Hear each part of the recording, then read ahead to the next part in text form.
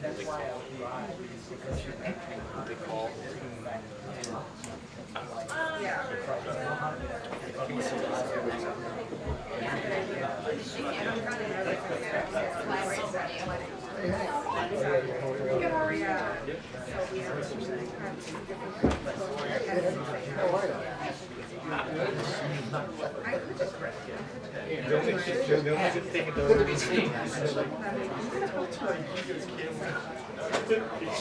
The remote camera on the side, that was so funny.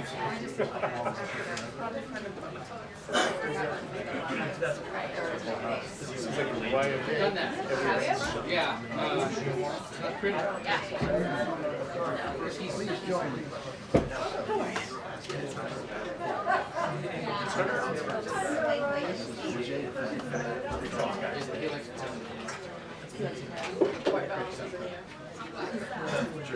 Really? Yeah. good? All right. I'm here for soda. Here we go. Go like too low. 250. Yeah. Is this better? If you cross your excellent. And how can I most effectively block your shot? That's perfect. That's perfect.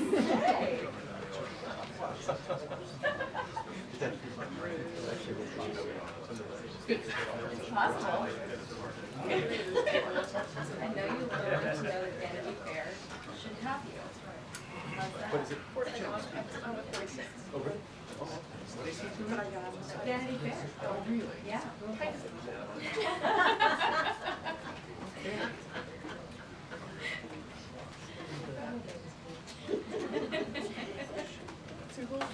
It's good.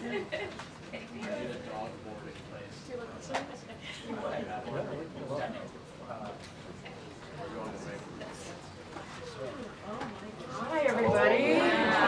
Oh, wow, this is a full house. They heard there was going to be candy. Well, happy Valentine's Day, everybody. Let me just pass this around. Keep our tradition here. That's from me. That's from Jake. Jake insisted. I just have one thing at the top, and then I'll hand it over to our National Security Advisor. But happy Valentine's Day. As you all saw last night, the President and the First Lady called Representative-elect Swazi to congratulate him on his big win. Just over a week ago, congressional Republicans killed the toughest, fairest bipartisan border security deal in a generation.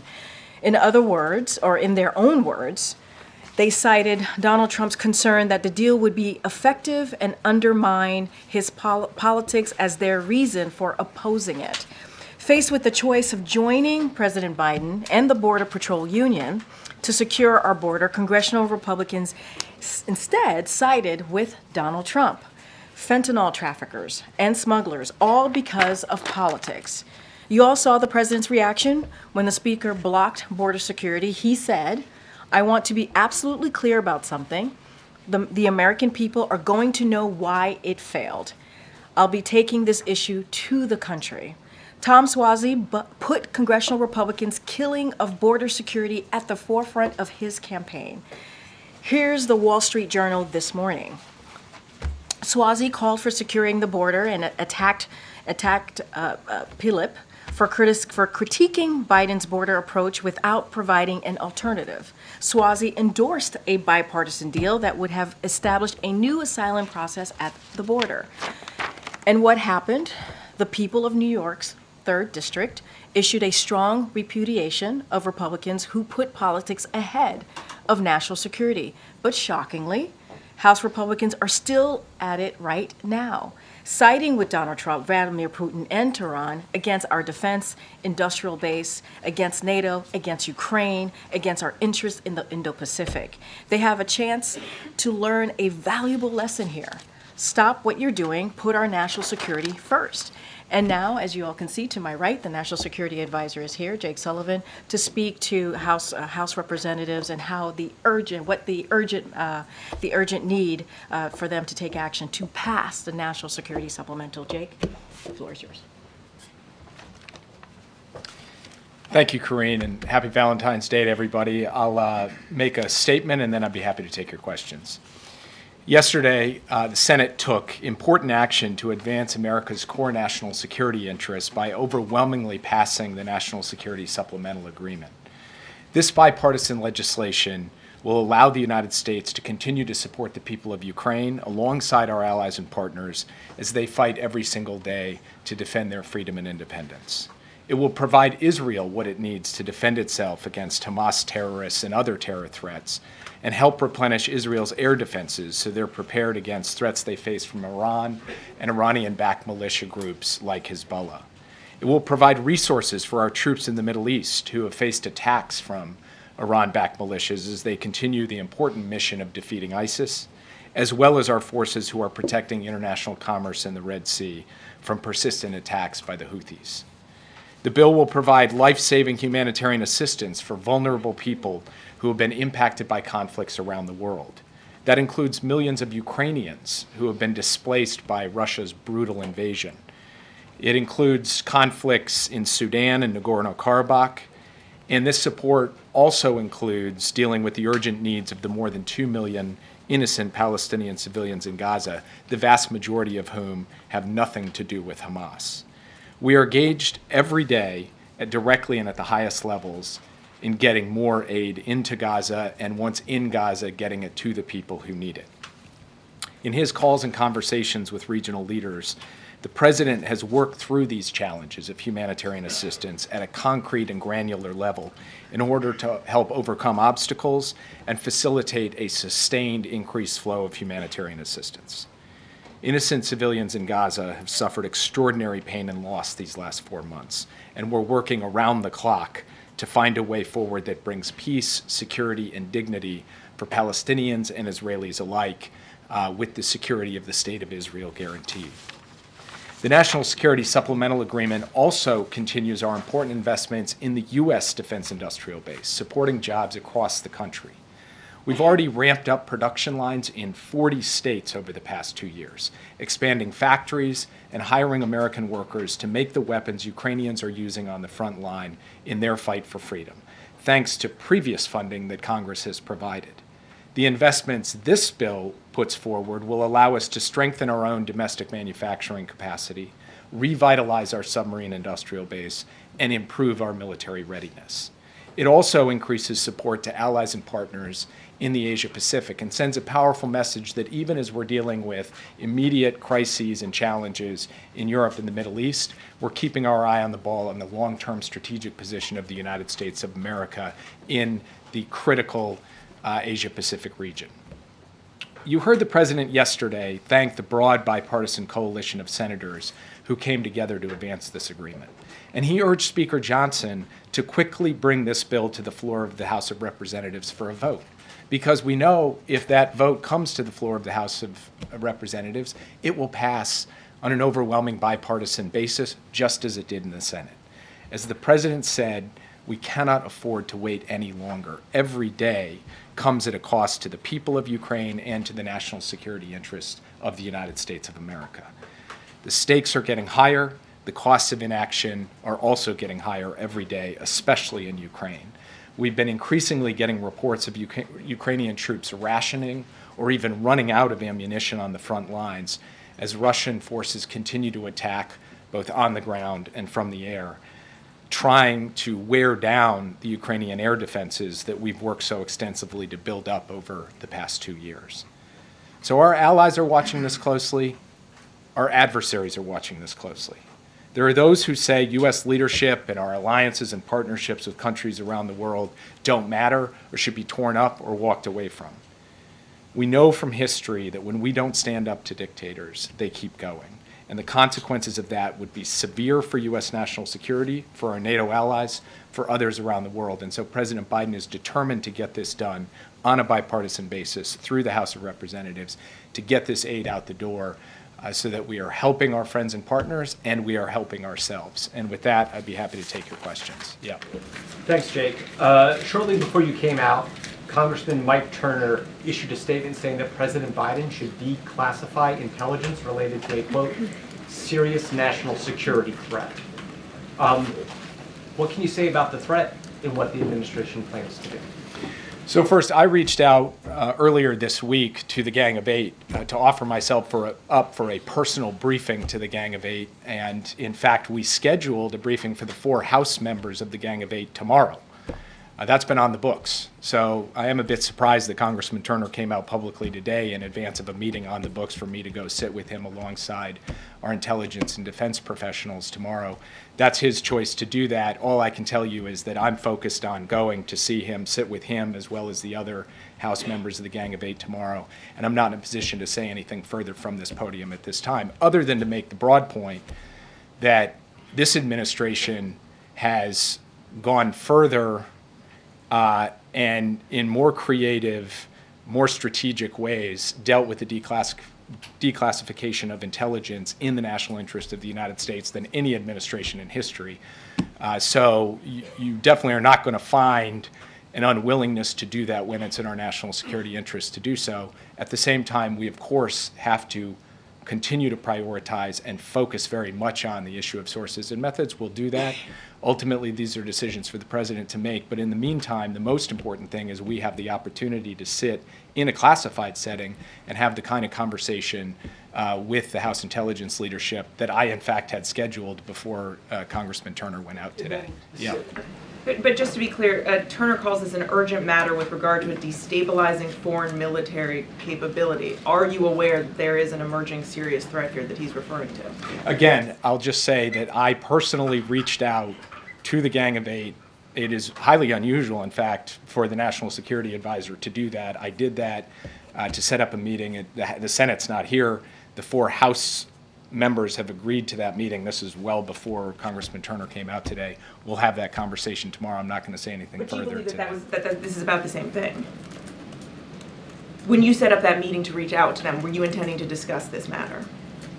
Well, I'll leave it to you to draw whatever connections you want. All I can say is I reached out to see Turner. Turner's gone out publicly. I'm going to go see Turner tomorrow.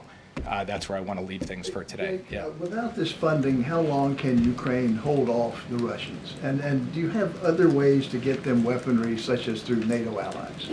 So first, our NATO allies have stepped up in a significant way when it comes to burden sharing in the provision of military assistance to Ukraine.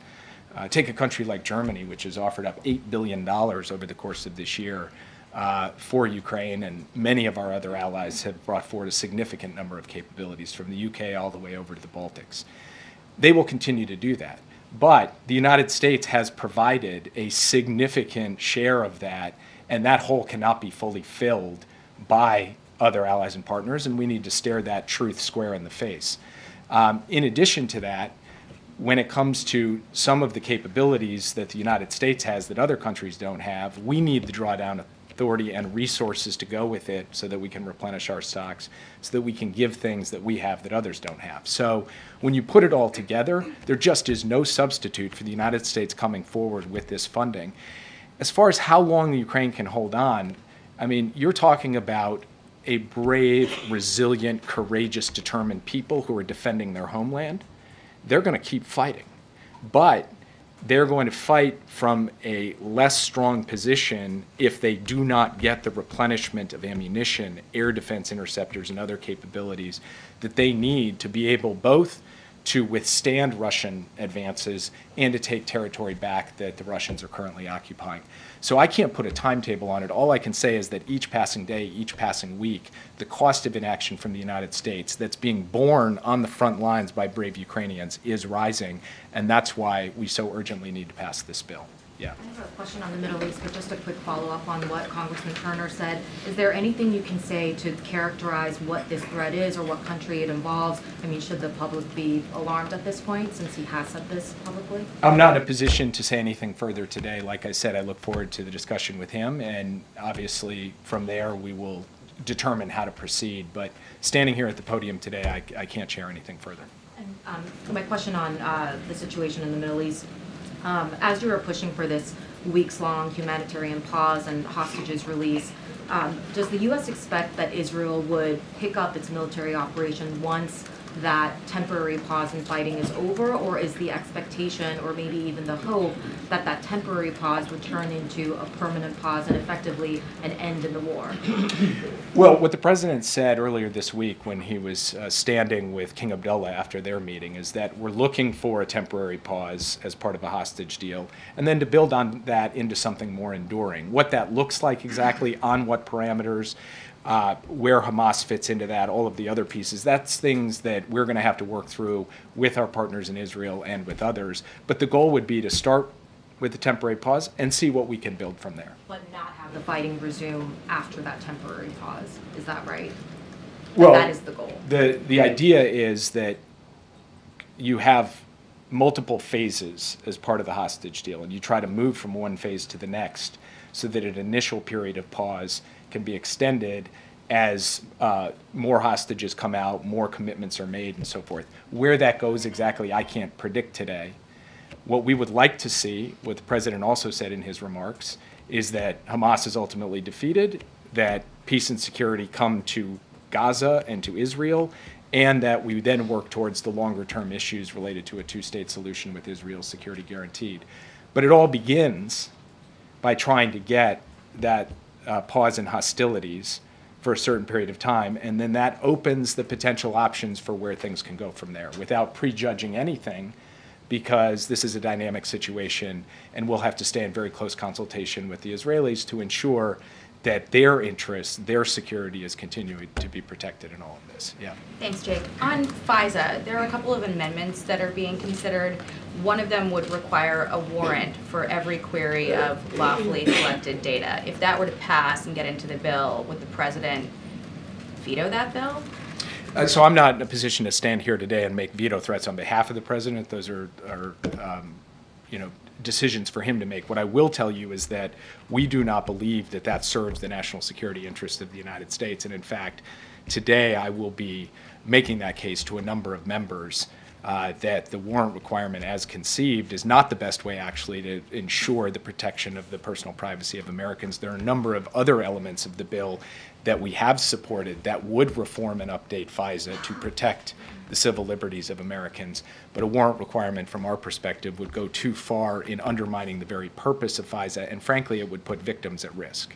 Also on TikTok, sir, just as the National Security Advisor, is it at all problematic for the president's campaign to be using a platform that is deemed a national security threat? Is there a risk that mixed messaging here could be a problem?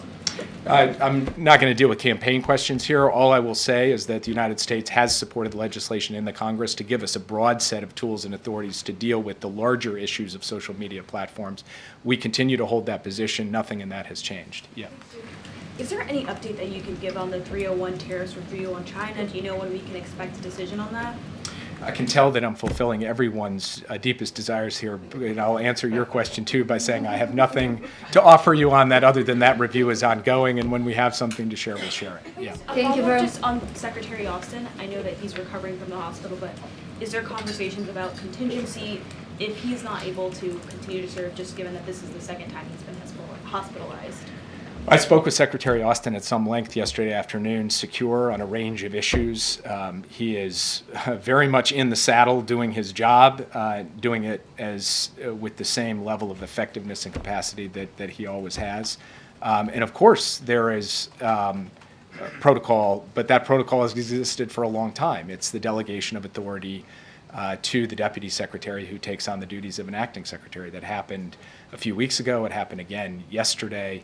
And that's all built into longstanding department protocols that ensure the sanctity of the chain of command. That's how we intend to continue to proceed. Yeah. I want to ask you about Israel in a second, but just a quick follow-up just to put this to rest. Obviously, the House Intelligence Chair speaking out about a imminent, or he doesn't say imminent, serious national security threat. The lack of your ability to say anything has the potential to raise distress for some Americans. In the simplest of terms, can you tell Americans that there's nothing they have to worry about right now in terms of what he describes as a national security threat? Look, I think in a way that question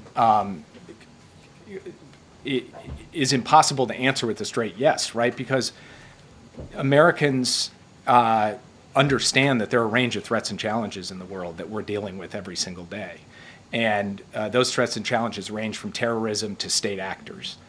And we have to contend with them, and we have to contend with them in a way where we ensure the ultimate security of the American people. I am confident that President Biden, in the decisions that he is taking, is going to ensure the security of the American people going forward. And I will stand here at this podium and assert that, look you in the eye with confidence, that we believe that we can and will and are protecting the national security of the United States and the American people. Perfect. Thank you for your answer. I just want to ask you then about Israel, which is my primary question here, which is that the White House has said it would like to have from Israel a credible plan in terms of what it's going to do in Rafah to avoid civilian casualties there. What does the White House believe that plan needs to look like, and what is the consequence for Israel if it doesn't meet that desire of the United States? So I'm not going to lay out all of the details standing here at the podium, because those are intensive conversations we're having with the Israeli government right now in detail. But broadly speaking, it means being able to deal with three realities. One reality, you've got more than 1 million people in a very small area, and those people have to have a place to go that is safe. A second reality is that the aid that Palestinian civilians rely upon comes in through Rafah. And so if military operations either disrupt the crossings, Kerem Shalom and Rafah crossing coming in, or disrupt the distribution points, that will make it more difficult to move aid around. So we need answers to the question, not only where do people go, but how do they get a sustained level of aid, food, medicine, water, shelter. And then the third reality is that this is pressed right up against the Egyptian border. And you've heard directly from the Egyptians their concern about what that could potentially mean on that border, and there needs to be a clear answer to that question as well. Those are the kinds of things we are talking about with the Israeli government, and the president has been clear, as he said in his remarks on Monday, we need to see that credible and implementable plan. And the consequence if they don't meet that? So I'm not going to speculate here today on the if-then hypothetical. I will just say that our position on the question of Rafah is clear, and we are pressing very hard on this basic issue that you've got exposed, vulnerable civilians in Rafah. They need to be protected.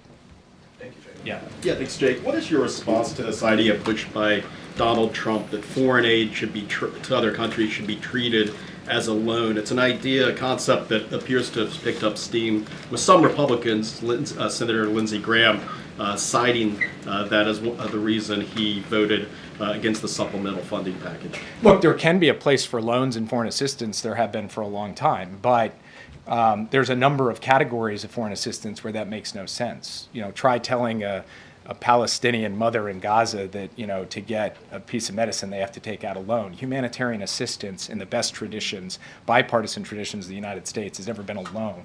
It's been something we provide to people in desperate need in conflict situations. So that's one category where I think the loan concept just has never applied and makes no sense to apply. A second is when you're dealing with a country that is fighting for its life, like Ukraine, that needs an economy to remain basically afloat, basically intact, to not collapse and have the entire weight of the country collapse with it.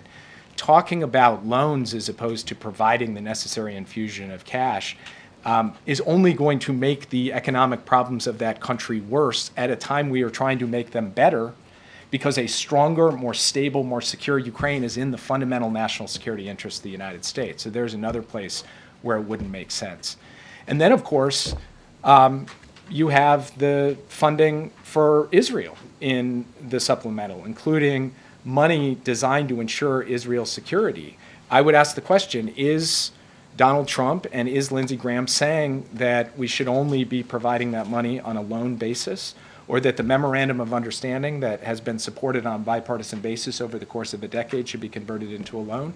I think you would probably find them taking a different approach on that question. So from our perspective, we look at every element of U.S. foreign assistance through the lens of, does it help solve a problem, and does it help advance the security and values of the United States? And we believe that we can answer that question, yes, for what we're putting forward in the supplemental, and we believe we can put it forward for what's in our base budget as well. And then on another topic, are you able to confirm a Wall Street Journal report today that the U.S. is investigating the potential use of white phosphorus by Israel on a recent attack in Lebanon? I mean, we look at reports that happen in all conflict situations all around the world. That's part of what we do to ensure our own compliance with international obligations, but I can't confirm any particular formal review of the kind that you're referring to. Yeah. Thanks, Jake. I wanted to ask, there was an Axios report on a shipment of flour being blocked by Israel getting into Gaza. Can you confirm that this aid hasn't been able to come through? And if there's already issues right now getting aid like flour in to Palestinian people, then when an operation does happen in Rafah, how can you guarantee that that aid will still be able to come through? Well, it's why we're asking the question on the aid coming through. And you're right, that flour has not moved the way that we had expected it would move, and we expect that Israel will follow through on its commitment to get that flour into Gaza. But we are asking the question, how do you do something like Rafah and make sure all those innocent people not only are protected physically but can have access to aid? That is precisely the point that we are pressing on quite actively as we speak. About the Munich Security Conference really quick. The VP obviously headed there today. The president said when he went 3 years ago that America is back, the transatlantic alliance is back. But there are some concerns from European allies about that. So what message can the VP send when she heads there today? Well, look, one thing she can say is that the NATO alliance is bigger, stronger, and more vital than it has been in 75 years, having just added Finland and about to add Sweden. That since President Biden took office, we've gone from 9 NATO allies who were hitting their 2% threshold to 18. We have doubled that number in 3 years. You've got NATO countries stepping up now with implementable plans for the defense and deterrence of the East and the South in a way that you never did before. And you have unity among the NATO alliance in a way that has really been pretty unprecedented in modern memory. So she's going to go with a story to tell, not just about that, but about how the U.S. and Europe are aligned on some of the challenges we see from the People's Republic of China, how we're aligned on thinking about a clean energy transition, how we're aligned on sanctions against Russia and standing up for Ukraine. But she's also going to say, we're at an important moment here. And it is a time for choosing, and President Biden is making clear where he stands on these issues, and he thinks the American people are with him in standing strong for NATO and for transatlantic unity. Yeah. There has been rocket fire exchange between Hezbollah and Israel today. Do you think that can slip into some kind of escalation? And on Gaza, President Abbas has asked Hamas to compromise and conclude the hostage deal. Would the United States put more pressure on Netanyahu to compromise as well? And there's only one functioning hospital in Gaza for 1.5 million people. Many paramedics and doctors have been killed, as you know very well. What can you do? Is this acceptable for the U.S.? What can you do apart from the humanitarian aid that actually there is functioning hospitals for so many people who've been injured? So we do remain concerned about the possibility of escalation along Israel's northern border between Israel and Hezbollah. Hezbollah has been firing deeper and deeper into Israel, including in recent days. This is a matter of concern for us. It's something that we are in very close contact with the Israeli military, the Israeli intelligence services, and the political leadership about, and we will continue to work to try to generate an outcome in which Israel's security is guaranteed, their people can return to their homes, and the terror threat from Hezbollah is not the kind of acute threat that it has grown into as Hezbollah has moved closer and closer to the border in recent years. So we will keep working on that. With respect to the hostage deal, President Biden spoke with Prime Minister Netanyahu over the weekend. He made a he strongly advocated for moving forward to get this deal done and to capitalize on the progress that we have seen. He will continue to do that, and we will continue to stand up for the need to get a hostage deal, to get those innocent people home, and also to get a sustained pause that can help us move a lot more humanitarian assistance in. And frankly, in that context, also deal with some of the urgent medical needs that your last question raised. A hostage deal, a sustained pause, opens the door to being able to alleviate a significant amount of the suffering, including the medical suffering of the people, the Palestinian people. It's interesting what Abbas said. I'd just make one more point about Rafah. We have been unequivocal, as I have from this podium today, about the need for a credible and implementable plan to protect civilians. I would also point out that Hamas has to account for itself as well. Hamas is hiding among civilians, embedding itself among civilians in ways that also put those civilians at risk. And so some of the international community's questions and pressure should be on Hamas. And Abbas coming forward to do that today is kind of unusual because there hasn't been enough of that from enough voices in the international community. Yeah. Can I follow up on Gaza on deal, because the Israeli Prime Minister has decided not to send a delegation to Cairo for the talks. So what does this say about the prospect of this hostage deal?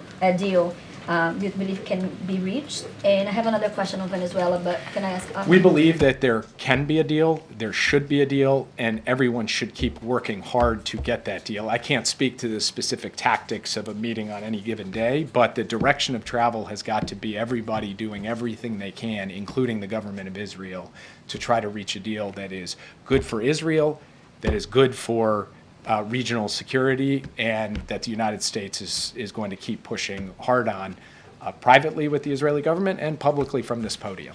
Go to Venezuela very quickly, because the administration, do you believe the administration misread Maduro's intention? Do you think the elections in Venezuela can be fair? And another question very quickly about Brazil, because recently President Biden and President Lula exchanged letters related defending democracy.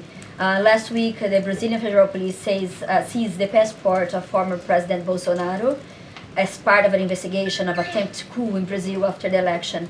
And do you think the U.S. can learn something related to this from Brazil and work together? So on your first question, the structure of the understanding between the United States, the Maduro regime, and the opposition was not built on some kind of, enduring faith in the implementation of the agreement. It was built on verification. So what did we do? We did a 6-month license for certain sanctions alleviation. That 6 months is up in April. We will see at that point where we are with respect to the Maduro regime following through on its commitments, and then we'll make our determinations about how we proceed from there. So embedded in the structure of the deal was the very kind of verification to see whether or not they were prepared to do the things they said they were going to do. We weren't going to prejudge whether they were or they weren't. We were going to design an outcome where if they did, okay, we can move forward, and if they didn't, all right, we would take a different course. And that's exactly how we intend to proceed. So we laid out up front what we were going to do, and that's how things will transpire from here. And I'm afraid I don't have any comment on the particulars of the case in Brazil. That's become a matter for the Brazilian courts to decide, and it probably wouldn't be appropriate for me to opine on from this podium. Yeah. Thank you. Thank you, Jake. 2 questions on the Middle East. In Gaza, in recent weeks, there have been 2 17-year-old U.S. citizens killed by Israeli Defense Forces, and there are at least 3 more U.S. citizens who have been detained in the West Bank by Israeli forces. What's the Biden administration doing to protect American citizens in Gaza and the West Bank right now? And then I have a follow-up. So first on that, in these cases, when we see reports like this or we get outreach from families, we engage with the Israeli government on it. There are investigations pending in the cases that you described, and we'll continue to work that aggressively. And we have made clear from the start that the United States is focused on the welfare and well-being of American citizens wherever they are, whether it's in the West Bank or Gaza or Israel or any other country in the region or indeed in the world. That remains the commitment of the president, and that's what he will continue to do. On a broader political question on this conflict and these relations with the Israeli government, Prime Minister Netanyahu has had in the past no qualms about meddling in American politics, usually to the detriment of Democratic presidents. I'm sure you're familiar with this history. Why does the president believe that Netanyahu is operating in good faith? And is there any concern, either among the president or his advisors, that the prime minister is deliberately inflaming the situation, in part at least, because he believes doing so will inflame voters here in some constituencies reduce support for President Biden and possibly get him a more sympathetic president in January 2025 who would give him a free hand to do whatever he wanted? I'm not going to characterize the motives of another political leader from another country from this podium. I see no upside in that. President Biden has had a long relationship with Prime Minister Netanyahu. It is a direct and candid relationship. The touchstone of everything the president does when it comes to dealing with any Israeli prime minister is it's not about the leader, it is about the security of the state of Israel, the U.S.-Israel relationship, and most fundamentally, the American national security interest. That's what's going to motivate his decisions, and I'll leave it at that. Having said that, yeah. Thank you, Jake. I've got a question about Chinese lab safety and then a China-Ukraine question for you. On Chinese lab safety, there was a scientific study preprint last month that went viral that's reignited concerns about Chinese scientific research. After the coronavirus, of course, killed more than 1 million Americans after potentially leaking from a Wuhan lab. In this study, humanized mice were injected with a coronavirus variant, and the variant killed 100% of them, which scares people, of course, because, I mean, that's all of them. There are a lot of unknowns about this, but there are prominent scientists who are saying that this research is reckless. So I was wondering if you could say if the U.S. government is following this study, and if there's anything broader you could say about concerns about Chinese lab safety. So we've documented in the past over many years concerns about biosafety, biosecurity practices of a number of countries, China being one of them. That's something we continue to be vigilant about because biosafety and biosecurity, particularly of hazardous biosubstances anywhere in the world, can ultimately come back and harm Americans. So it remains a significant focus of multiple agencies of the U.S. government, and we'll keep working on that. Yeah. Ukraine, there are a couple of significant developments recently in investigations into the president's role in his family's foreign business dealings that bear on current political debates, and I was hoping that you could help Americans digest these bits of information. On China, there was a recent revelation from impeachment inquiry testimony that the president in 2017 met with the chairman of CEFC China Energy at the Four Seasons Hotel not far from here. Yi Jianming has since gone missing in China amid corruption allegations. How should people think about that amid U.S.-China tensions and the president's potential exposure here? And in Ukraine, according to laptop records and a former business partner, the mayor of Kiev, Vitaly Klitschko, was involved with a Burisma subsidiary that was chaired by the first son. How should Americans think about that amid the Ukraine foreign aid debate? I got nothing for you on that. Yep. Jack, on the NCD agreed upon by the President Biden and South Korean President Yoon last year. And what is the reason for the transition of the U.S. and ROK nuclear consultative groups from the National Security Council to being led by the Ministry of Defense? What is the reason for the transition for that? So first of all, the NSC remains fundamentally engaged in the NCG, and this is an interagency process. It involves our Department of Defense, it involves our Department of State, the NSC, our intelligence community, and the same on the other side. This was directed by our two presidents out of the summit here in Washington, in the Washington Declaration. It remains a high priority for all of us, and the work of the NCG, frankly, speaks for itself, and we will continue to be proud of that work because we believe it's enhancing the security and extended deterrence in the U.S.-ROK alliance. I'll take one more question. Yeah. Thanks, Jay. Do you have any more information on Ukraine's claims to have blown up a Russian warship in the Black Sea? And can I also ask you what that says about Ukraine's ability to carry on operations despite the current blockage of US aid? So I don't have anything beyond what the Ukrainians themselves have come out publicly to say.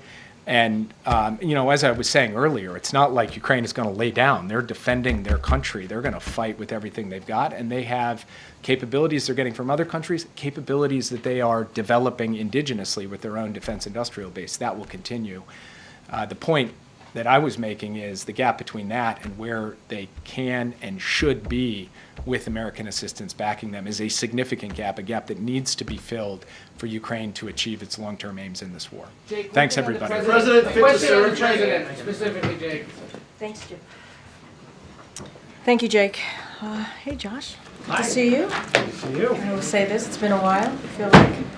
Yeah, that's true. It's true. Happy Valentine's Day. Thanks Happy for the gummy Valentine's bears. Day. Chocolate, was it chocolate? No, it was Bears. Bears, yeah. Yeah. I think I bought it, German but I name, don't... though, maybe Haribo. Oh gosh, well there you go. Heart candy, right? So 2 questions. First, is the White House confident that the Democratic-led Senate can and will move quickly to dismiss the impeachment case against Secretary Mayo? So, look, here's what I can say. And you saw the president's statement yesterday, last night on what occurred in the House. And we've been very clear about how we feel about what's occurring on the House. I do want to just, I know we've gotten this question a couple times. I do want to say that the president did connect with Secretary Marcus earlier today. And you saw the president's statement last night, which said that, history will not look kindly on House Republicans for this blatant act of what we believe to be unconstitutional bipartisanship. And so we believe that what occurred last night is baseless. It's shameful. We have to remember this is a secretary who worked really hard with the Senate to try to get that bipartisan agreement obviously with Republicans and Democrats as it relates to the border security. And we believe if that had been put into place, if it had been moved forward, it would have been the toughest, but also the fairest piece of legislation. Obviously would have been into law that would have dealt with a broken immigration system, beginning to deal with that, and obviously the challenges that we see at the border. And it's unfortunate that House Republicans prioritize politics instead of actually getting that done. I'm certainly not going to speak to the process of the Senate. The Senate is going to move forward in whatever way that they will. But we've been really clear that what we saw, that the vote coming out of House Republicans, they would rather play politics instead of doing their jobs. And we saw bipartisan support against the impeachment just last week. And so it is unfortunate that this occurred. It is truly unfortunate. And so I'm just going to leave it there for now. And then secondly, Speaker Johnson has suggested that he needs a one-on-one meeting with President Biden. Given that Johnson has said he doesn't feel rushed on foreign aid, would that one-on-one meeting help? I mean, look, and I appreciate the question, Josh, but the president met with obviously congressional leadership less than a month ago, just less than a month ago. And he made really clear how important it was to get that bipartisan negotiated legislation coming out of the Senate, how important it was to get that, to move that forward. And let's not forget, it's almost as the speaker is actually negotiating with himself, truly, because he first said he needed to see the border security in the deal, in the national security supplemental deal, right? Meaning like border security needed to be dealt with first, because obviously it was in the national security supplemental that the president put forward in October. He wanted to see that done first. We did that. The Senate delivered that. The Senate, the president, in a bipartisan way, delivered that. Then he doesn't want it. Then he doesn't want it in there, right? And so then, of course, the Senate goes back, takes it out, and presented a national security supplemental without the border. Then he's like, well, I don't want that either. So what is it? Instead he decides to choose Donald Trump. And let's not forget, there's fentanyl traffickers, right? That's what he sided with over the Border Patrol, over this president, and doing what majority of Americans wants us to do. He's the one killing this. He is. And what we believe is there is indeed bipartisan support in Congress for it. There is. And we've heard that. We've heard that there's bipartisan support. House Republicans like Andy Biggs have been explicit that it would pass the House if allowed a vote, and that should happen. Even in House Republican leadership is aligning, right? They're aligning. If you think about it, you just heard Jake Sullivan talk about how important it is to make sure we get that support to Ukraine, right? By doing what they're doing, the leadership, they're supporting Putin, right? They're siding with Putin and Tehran. You heard me say that at the top. So if the speaker would actually put this bipartisan bill to the floor that deals with our national security, it would actually pass in a bipartisan way out of the House. And that's where we are today. But just to follow on that, you mentioned that the president did meet with leaders about a month ago. Since then, the Speaker's office says the president has declined multiple requests that they have made for this one-on-one. I guess just given what you and the president say is at stake here, why not meet with him? I mean, it seems that you're saying there's just nothing to be gained by the president getting in a room with the Speaker. But Mayor, and I appreciate, I get what you're saying, but we've actually delivered multiple times, the Senate has, on what the Speaker's asking for. He first said he first said put the border security, if you're going to put border security into the National Security Supplemental, I want you to actually deal with it and come out with a deal that would move forward in a way that he would support. And that border security negotiated deal that came out of the Senate in a bipartisan way actually had provisions in there that he's talked about for a long time. And then he rejected that. And so then he was like, I could only move forward with a national security supplemental without border security. Then, in a bipartisan way, the Senate delivered on that. So what is there to negotiate? Really, truly, what is the one-on-one negotiation about when he's been presented with exactly what he asked for? So he's negotiating with himself. He's killing bills on his own. And if he were to put that bill that just came out of the Senate, the National Security Supplemental, that doesn't have border security in it because he said he didn't want it, he changed his mind, it would pass. It would pass in a bipartisan way. So it just doesn't make sense to us. So how do you persuade him to put the bill on the floor? We're going to continue to put pressure on him. We're going to continue to answer the questions that you're asking. We're going to be very clear. The president was very clear yesterday in his statement. The National Security Advisor was very clear in his statement. We have been talking to congressional leadership and congressional members for some time. And this is not about politics. This is about national security needs. And it is critical, it is important to make sure Ukraine has what it needs. It is critical and important to make sure we continue to give what Israel needs to defend themselves against a terrorist organization. It is also critical and important to get that humanitarian assistance. You just heard from the National Security Advisor how important it is to get that humanitarian aid into Gaza. And so I think the Speaker's confused. I think the Speaker doesn't understand what it is that his job is. Put that bill to the floor. Put that bill to the floor. It will get bipartisan support. Okay, Jared. Does the White House still believe that there is an opportunity to sort of reopen the border and immigration talks, or is that basically off now? I mean, look, we want to continue to move forward with the challenges at the border. That's what we want to do, having those conversations, getting the necessary funding, the policy, the real policy, meaningful changes. I mean, that's what was so important. We spent the last couple of months talking to the Senate in a bipartisan way. I mean, to deal with an issue that's been around, a migration system, a broken system that's been around, we've been dealing with for decades. So we're always open to have those conversations, always. But, you know, House Republicans want to do something different. They sided, again, I was very clear, they sided with Donald Trump. That's what they decided to do. They sided with fentanyl traffickers. That's what they decided to do. When you have the Border Patrol Union saying that they support a piece of legislation, that's important. That's important. When you have things in that bill that they, meaning House Republicans, have talked about endlessly for years, and now they turn their backs on it, that doesn't make sense. That doesn't make sense. Of course we want to move forward with dealing with that issue in a real way. Go ahead. Thank you so much. I have a NATO question and then a Middle East question. Starting with NATO, what does the White House make of candidate Trump's proposal for a tiered alliance at NATO, and how would you characterize the difference between the Trump and Biden foreign policy doctrines? And then just secondly, is the administration seeking to reassure allies in the wake of Donald Trump's comments on NATO? National Security Advisor literally just answered that question moments ago, so I would refer you to what to the transcript. He did a wonderful job laying out how that all works. So I would refer you to Jake Sullivan's comment just moments ago. Look, I want to be really careful on making any comments on a 2024 election, and so you know, I'll say this more broadly: the president has restored has restored our alliances and made stronger in the world because of what this president has been able to do.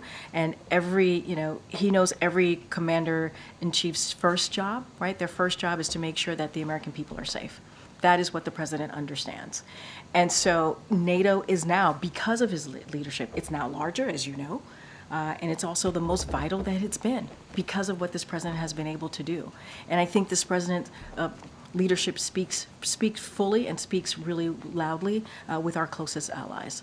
And it is truly appalling what was said. It's unhinged. And it endangers our American national security and global stability when you hear that coming from a former president. So, we're going to continue to be steadfast. The president understands how important it is to continue to make our alliance strong with NATO, and you've seen that. You've seen that in the past 3 years. But obviously, those comments does not put our national security in the forefront. It does not help keep us safe, and it is appalling to hear those types of comments. Comprehensive answer. Moving along to the Middle East, Iranian proxies are still targeting Red Sea shipping vessels. Why is that? Why does the U.S. seem powerless when it comes to safeguarding commercial shipping? And then just very quickly, the president's campaign TikTok has been flooded with criticism over the U.S.'s support of Israel. How do you respond to that? So look, I mean, our position doesn't change, right? We've been really clear on our support for Israel to be able to defend itself. Obviously, within the international humanitarian law, we've been very clear about that.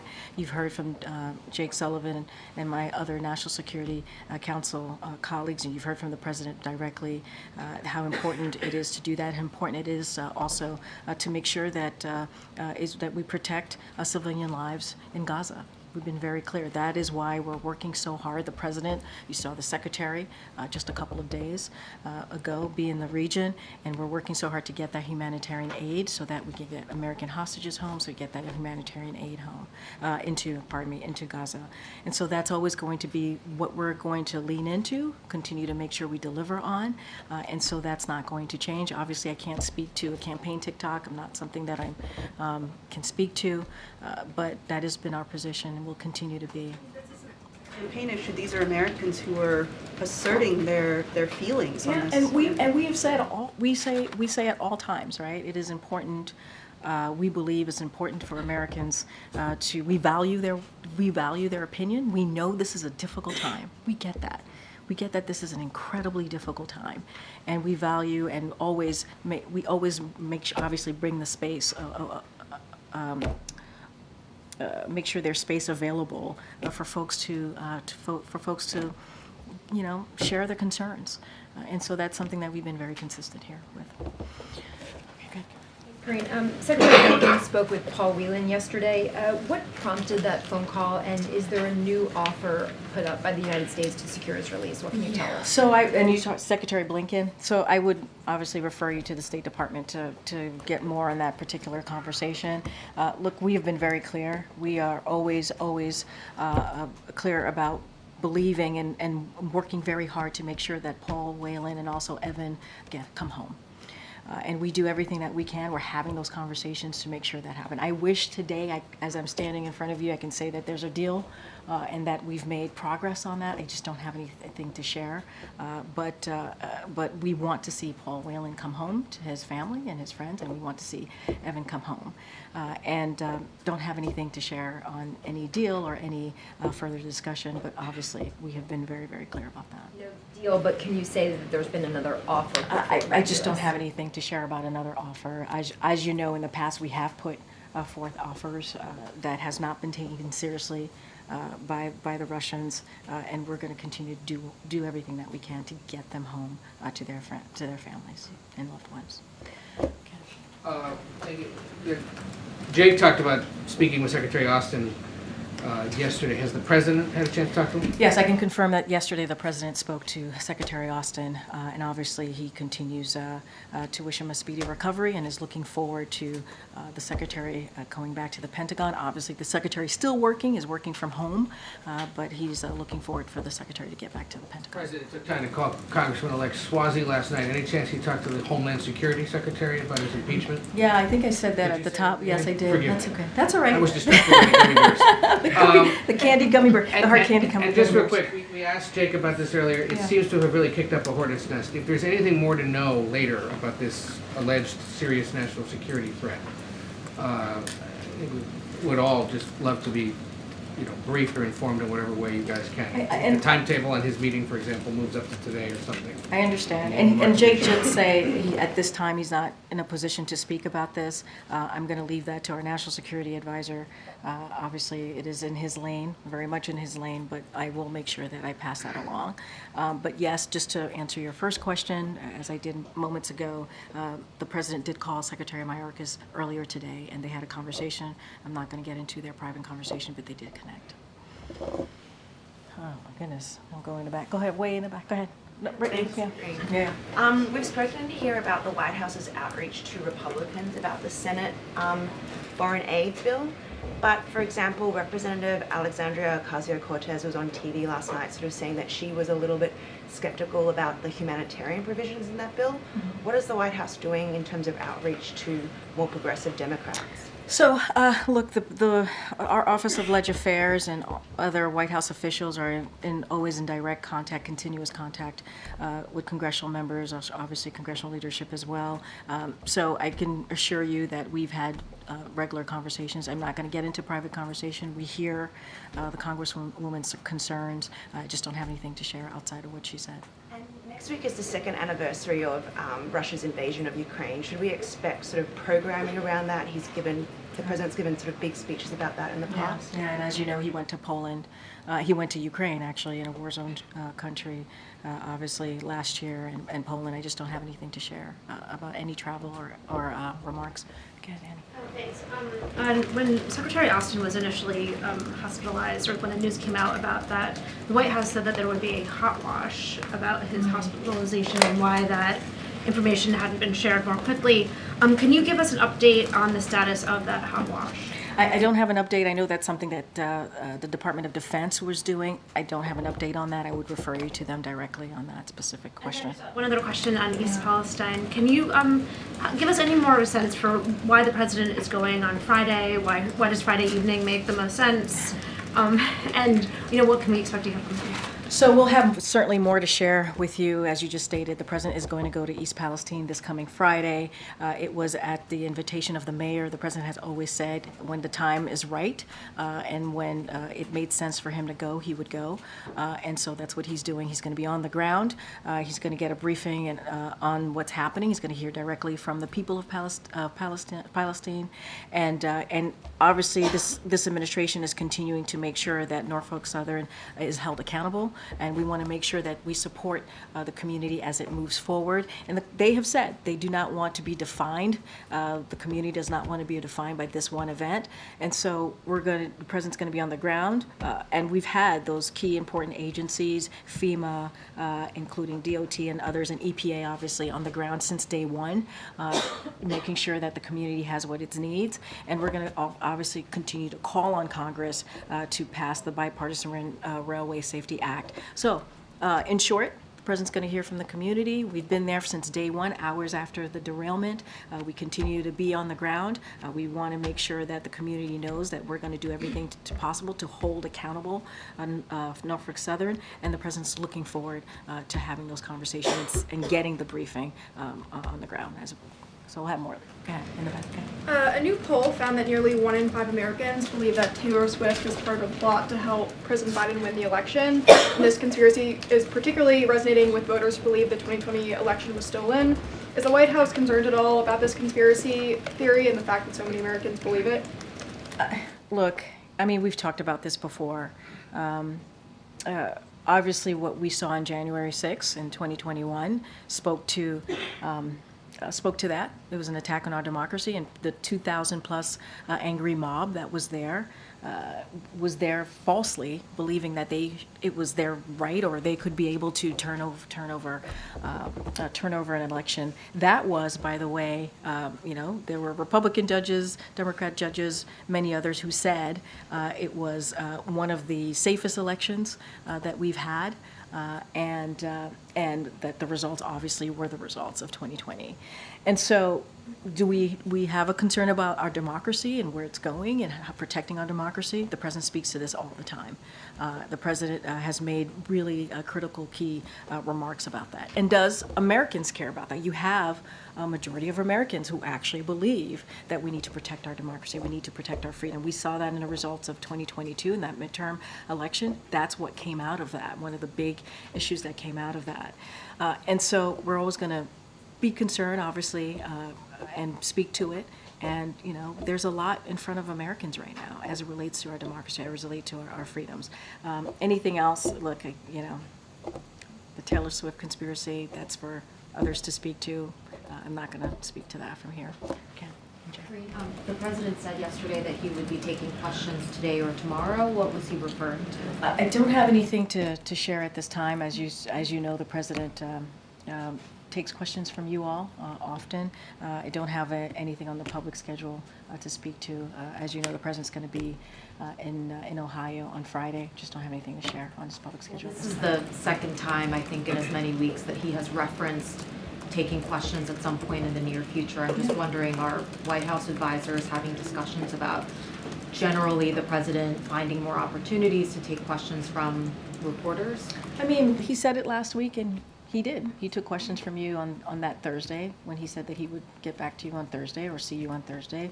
He gave remarks and took questions. So, look, we always try to find ways for him to have engagement with all of you.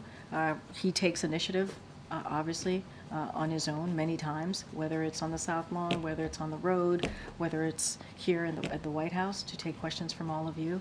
I just don't have anything on his schedule to speak to at this time. Was he likely referencing some kind of speech like he gave last week and then questions afterwards? I mean, I really don't have anything to share on the schedule. I would say,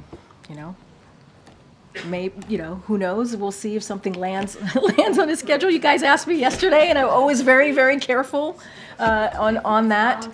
It's Valentine's Day. He wants to share his love with all of you. I just don't have anything. I mean, yesterday you do it before dinner time. Oh, you have a date night tonight. Oh, you're a good guy. Glad that's in the official.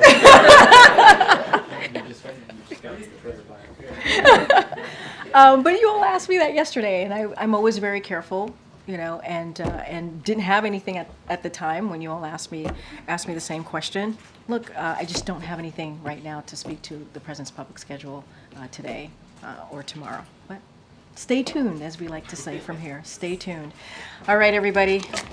Okay, we'll see you tomorrow. Karine, the 3 police officers shot today in D.C. Yeah, I'll say something about that because I think that's important. Give me 1 second.